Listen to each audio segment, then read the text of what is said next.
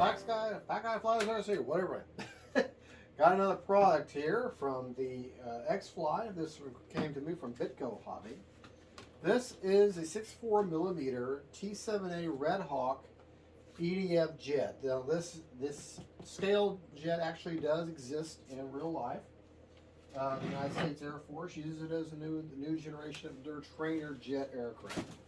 So let's open her up. Let me get her, see what's in the box. Obviously the jet's in the box, but let's get all the parts out, take a look at it. Now, real quick, obviously made of EPO. The wingspan is 750 millimeters. It's 960 millimeters long. It's going to run a 64mm 12-bladed fan, and from what I've seen in the videos, this thing sounds amazing.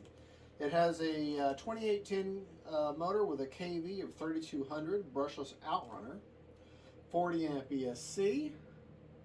Flying duration 8 minutes. Of course, that's based upon your throttle management. It has fixed gear with a steerable nose wheel, nose gear. So no rudders. It's a bank and yank only type plane. 4-channel, intermediate to advanced. It runs, recommended battery is a 2600 4S. So probably I would, yeah, you can get a 22, I'm sure, but have to move it forward more. But a good 2600. I have some 2700s. Roaring top 4 channels, 4 cells that I will use. Brian Phelps.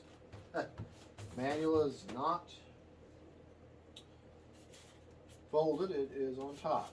It is nice and flat, which I love that too. I can't stand my manual to be all rolled up, which is not necessary.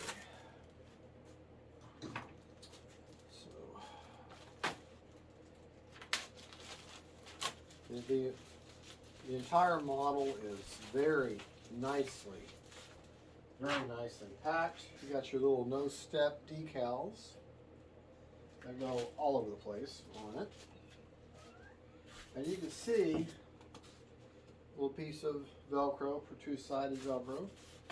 I mean, that's in there. Ain't nothing coming out of this. Vertical stabilizers. Like I said, this does not have any kind of rudder, just a steerable nose gear, but there is a spar in each one of these for strength. Your horizontal stabilizer, and it does have spar in each one of these, and like with any other model, you're going to want to work your hinges, work it baby, work it. Going to have to glue the tail feathers on. That's one thing you'll have to do. So it's got a nice spar ball link connections. Okay. Nice wing spar. This is going to be a very, very nice model. Slightly larger than the Horizon Hot or X-FLY F-15. Here's your nose gear, which, just so you know, I went ahead and purchased the trailing link suspension nose gear that I'll be installing here. You got your 2 control rods, or push rods, which will be controlling the elevator. Always look down into the crevices of your foam, because you just don't know what's hidden. All the metal bits that you need to put the wing on and for the nose gear, along with a little Allen wrench, your fixed gear. Okay.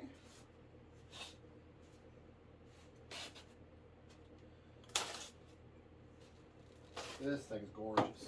Absolutely gorgeous. It really is.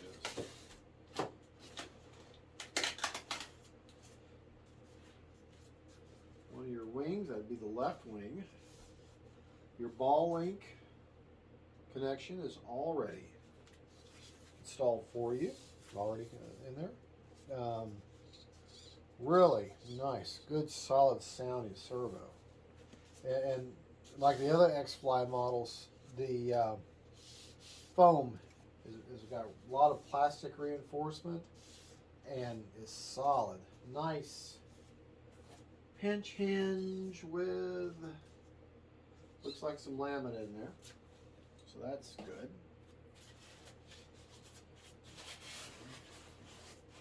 Other wing looks really, really good.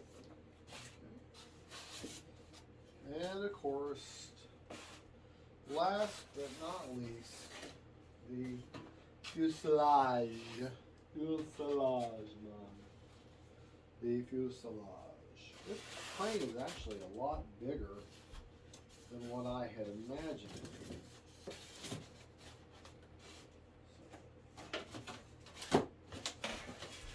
Very good looking model.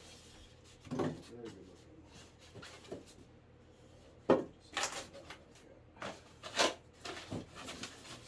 Whenever you're doing this, get your stuff out of the way.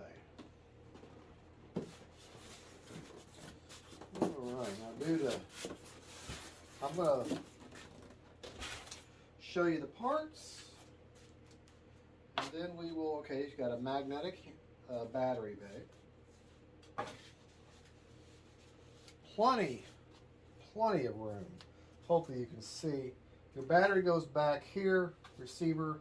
They've even got channeled a wooden stopping plate there so that you don't get your wires all messed up with the snowing gear, EC or steering nose gear. EC3 connection. And everything is nice and labeled. Now, one thing we have noticed, that there is no cooling, or a very minimal, actually none really whatsoever, cooling for your battery. Now your ESC gets plenty of cooling because you got your air inlets here, and they go right up over the ESC and out to the fan, the 12-bladed fan. Cheaters here for the fan, and see that fan right back there. All right, so this is going to be a very simple build. I'll go over it in a post-build video, but I will tell you, you're going to want to make sure anytime you're going to glue foam to foam, take a razor blade, even though the paint's been removed, take a razor blade and score that a little bit. It gives you more bite, more surface area for that glue to stick to. So, anyways, yeah, this is going to be a very simple build. Everything's going to fit. Oh man, you can't even, when that fits in there, you can't even see the seam. So that is awesome. All right, well, like I say, a very simple, low count. I'm going to grab the camera. Hold on to your lunch. Okay.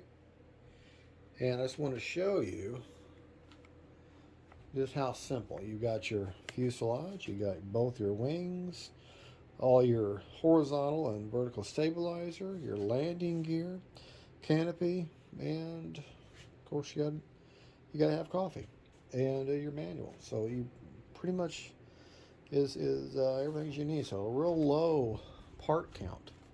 So let's get her together, and we will come back and do a post-build video. Hello folks, Fat Guy Flies RC here. We're gonna, you saw the post or the unboxing of the REDHAWK and X-FLY REDHAWK here, and now we're gonna go over the post-build. Now, the build went really well. There are a few things you're gonna need to pay attention to. Now, when you're putting the wings on, okay, you have the 2mm, pretty sure it was a 2mm. Let me make sure. Yes, a 2mm hex drive. Puts the 4 bolts, the wings just slide in. You have those little servo clips that lock in, so you don't have to worry about your aileron servos coming undone. And pretty much I didn't have any trim issues. The The factory settings were already, the ailerons are all nice and trim, as you can see. Maybe you can see on the camera there. They're already nice and level. I did have to undo ball links on the elevator halves and adjust them to get them nice and level, but that's just a matter of you just taking this section here and then just screwing it in or out based upon which way you need to travel to get that level. Now, another, as far as that goes, and I just simply used I use a hybrid glue. This is kind of like a medium CA, but it's also like an epoxy in a way. It acts like an epoxy. It's not an epoxy because I don't have to mix it, but it's by the DAP company, and it's called Rapid Fuse. Sets in 30 seconds, so it kind of acts the way a medium CA. It's thick, so once you get your pieces together, you just kind of hold them there for 10-15 seconds and walk away, and now it's hardened. And you will have a little bit of that white powdery. You just wipe that off as far as the adhesion goes. And like I said in the unboxing, make sure anytime you're joining foam to foam, kind of score the bare foam with a razor blade or the end of a blunt tool or something. But these tail sections went together. They just fit there like a glove, just like pieces of a puzzle, like they should. But in terms of the construction, I haven't put the little nose step decals on there as of yet, but or have given it a clear coat yet. Something that you may not have noticed I didn't point it out until I built it, but you may not have seen in other videos, is this little plastic antenna here is actually what you use to pull the hatch off, and it has a plastic backing that goes through the foam, so you don't have to worry about pulling that out. That's what you use. That's the intention, to pull the hatch off. So very, very clever use of what is already an antenna on the model. The model does have a little bit of venting, and there's a hole here as far as for your canopy, so you shouldn't have as much gatoring if you leave this in the heat too long, but don't leave your models in the direct sunlight if you can help it. If you're noticing, I did not put the stock nose gear on there. I opted for the upgraded trailing link suspension gear, which BITGO Hobby did not have this in stock, so I picked one up off of Amazon for $15. It's also the same one that you would put on their A10 that they sell, which I don't have yet. I'm sure I will get it. There is a stopping point in terms of battery. There's a wall back there, so you can only go so far. And it seems to be that anything from a 2200 up to a 2700, which is what this is, you got to go all the way back to get the CG right. And the CG on this plane, yeah, it's in the manual. Yeah, you can look up the actual millimeters, but just like the RC Geek pointed out, is you have these hard plastic plates right here where you put your screws in. Where that ends, you can feel it with your finger, is the CG. Now I've got that 2700 as far back as I can put it, and as you can see, that's pretty dang level. Okay, that's pretty level. I mean, maybe ever so slightly nose heavy, but pretty level, which is what you want in a jet. So I may have to have a little bit of up elevator, and definitely in landing. One thing I did is made sure that the end of my elevator is perfectly straight with the end of this back of this structure here. And that may inherently, if you look sideways, might give me just a touch of natural up elevator anyways.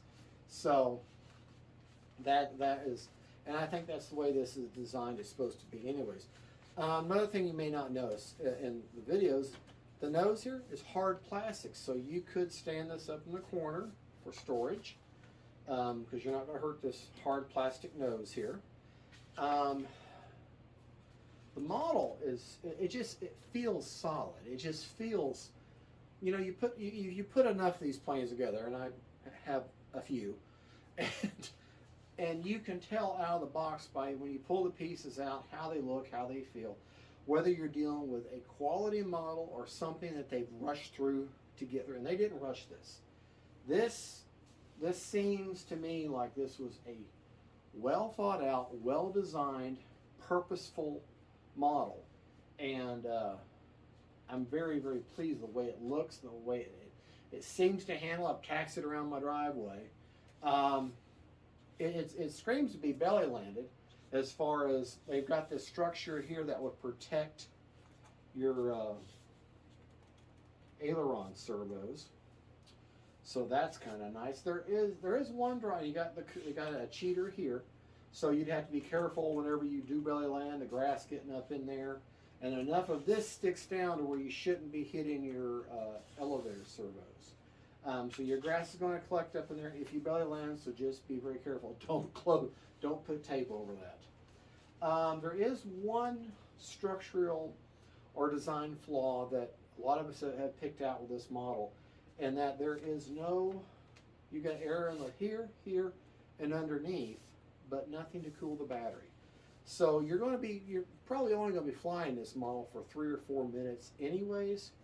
So just be mindful for that. You know, the old thing, you fly a model and then you leapfrog to another model. You're going to fly this one, let it cool for a while, and then you're going to fly nothing, because there's really, the ESC is way, way up in there in the belly of the beast, but it's before the cheater. So there's not going to be much. There might be a little bit of air that comes through the crack.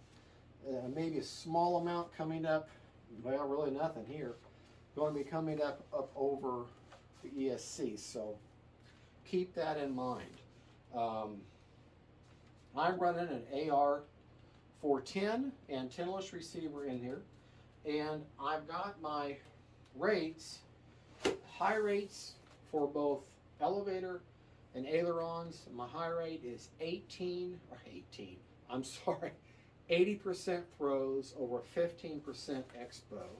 Let me just show you what that looks like. Okay, here's the elevator. That is 80%. Okay, 15% expo. Here is what 80% looks like on the elevator, or on the ailerons. So let's go to our low rates, which are 60% with 15% expo. So there's 60%, 60 on the elevator and 60 on the ailerons. So I'll probably take off in low, and then I'll switch to high and see which I like, but I got 15% expo all the way around. Now the other thing is the rudder, okay? That is right there.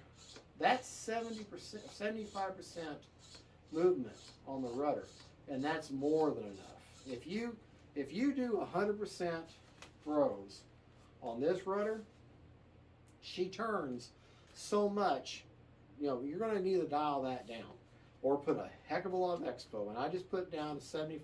Let me make sure. I think I put, you know, I'm saying this. Let me make sure what I put on my rudder. Okay. Yeah, 75% with no expo on movement. Let me show you what 100% looks like. I'll just change it. I mean, okay, this is 100% movement. Okay, and you know what? I think I've got my travel set down too. So let's leave the dual rates at 100%. Let me just show you.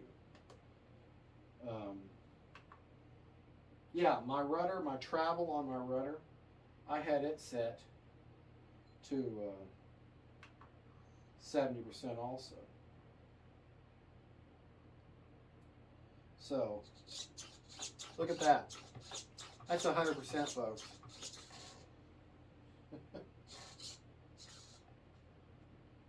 Hold on.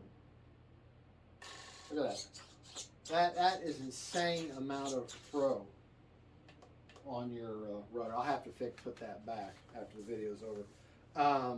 But if you have that much and you go to and you're taxiing at any speed, you might nose in and flip your model, and here's what's going to hit. Speaking of which, of course you got your carbon spar that goes through the wings. You have carbon spars that go all the way up in these horizontal stabilizers, and you also have them in this part of your elevator. Anytime you see these little indentations, these little pockets, that's where the carbon spars are at. So that's just a little touch, a little thing they didn't necessarily have to do, but they want this model to be tight, the wings to be stiff, and that way you've got crisp, precise movement. The more slop you have and flex with wings and stuff, the less precise your movements are going to be, the greater the chance you have of it getting away from you. Because you're going to overcompensate, and then it's going to bounce back, and it's just, you're better off to have a nice, solid model. Another nice thing that you may not, these got these little veins right here. I don't know what they're actually called, but this is something else that's going to help keep this model tracking nice and straight. Okay, well that's pretty much 12-bladed fan. Here, let's do something fun here.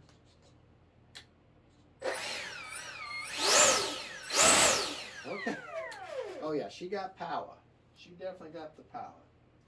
Let's talk a minute though about Fat Guy Flies RC. The last 3 or 4 videos that you have watched of me, which will of course be this one too, are older videos. It's March in Central Florida, and March in Central Florida basically means no flying. The winds start each day at 15 miles an hour early in the day, and they pretty much progress throughout from the 15 to 20s or higher throughout the day, through most of the day. And they get nice and calm, to good flying wind at about 2 a.m. So when it's pitch black out, you can go flying in March in Central Florida. Other than that, there's really no flying. So the videos you watch are videos that I have made way in the past, and I put them in the bank, so to speak. When I go to fly, I will take 15, 18 batteries with me, and I may fly all those batteries. I may only fly 12, 15, but I'll fly multiple times and create multiple, every one of them will have a video, and I'll put them in my bank, so to speak. That way, when there's times like March when I can't fly, or there's hurricanes or whatever, then I'll produce those videos. That way you have a continuous stream of content from Fat Guy Flies RC, which is my intention. That way I can keep you up on what I got going and everything. So, and keep fresh videos and fresh content for you to enjoy. My channel is not just to show you what some of the latest stuff, and it's also about flying. It's about kind of a vlog, so to speak, of my flying experience, what I learned, what I share, what I can experience, what my triumphs, my tragedies in this hobby, and to bring that to you, not just the latest and greatest. It's what, because I'll bring, if y'all have watched a lot of movies, I'll bring some old stuff out and bring them back, like the Cherokee and the Cirrus and other E-Fly and the FJ and other planes that haven't been out or in production for quite a while, and so that I can reintroduce them, and hopefully maybe like they did with the Cherokee, bring it back. I do have a surprise for y'all folks. It's not that big of a surprise, but it's kind of cool. As y'all know how much I love my Valiants. Well, this is actually Valiant number 3. With Horizon Hobby, you buy enough planes from them, they give you points, and then you can take those points and use them towards purchases. Well, this plane is, I think, what, $219 now, and I think I paid up paying maybe $100 for it because of my points that I use. So see, I don't get a discount either, and I got her all together, got it unboxed. There's hundreds of videos on this plane, but this one I gave the nice clear coat to. It looks really well, and I just would love to be able to fly it. But the Valiant is such a great plane. It's such a great design. And I know it's been for sale for so long with Horizon Hobby because it is so popular. And I just get the feeling it's getting ready to hit the chopping block. They've already got the upgraded avian receiver in there, or not the avian, the newer generation of receiver in there. They've got just better.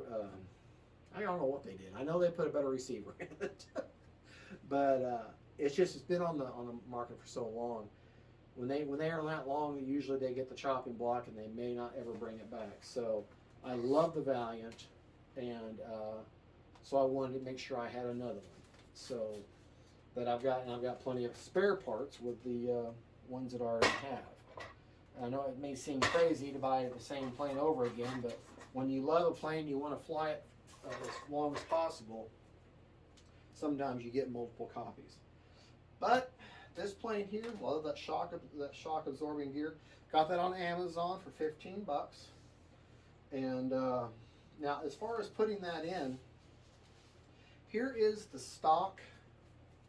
I know we had a little break with the value there. Here's the stock gear. And on the gear, you'll notice there's little flat spots in there. Okay? That is using that hatch antenna. There's a little tiller arm that's right here. You may not be able to see it. There's a little tiller arm in there that goes up. The gear goes up in there. There's a grub screw in the back of that, which is a grub screw is just a little bitty screw that goes in, and you're able to use a small Allen wrench. You take that Allen wrench and you tighten that down, and that grabs a hold of that flat spot on that tiller arm. The tiller arm grabs the flat spot on the shaft of the nose gear, and then that tiller arm turns back and forth, and that's how you turn your gear. Now, installation is the same for this. The only difference is the shaft, the long part of this is not attached, and you get a separate piece, and you have to take two grub screws. You can kind of see them here and here, and then you attach it to flat parts on the shaft that's provided, and then that shaft goes up in there, and you attach it with a tiller arm. Now, in the instructions for the regular gear, you have the gear, and you have this little plastic collar that's supposed to go between your gear and the fuse. Well, you can't use that if you use this trailing edge, because then the shaft is not long enough and you don't get any grab on the tiller arm up here. So you have to forego that. That whole piece is plastic, so I wouldn't worry about it. But other than that, that's the only really thing. It's not even a mod, it's more of an omission. You have to leave that little plastic washer out.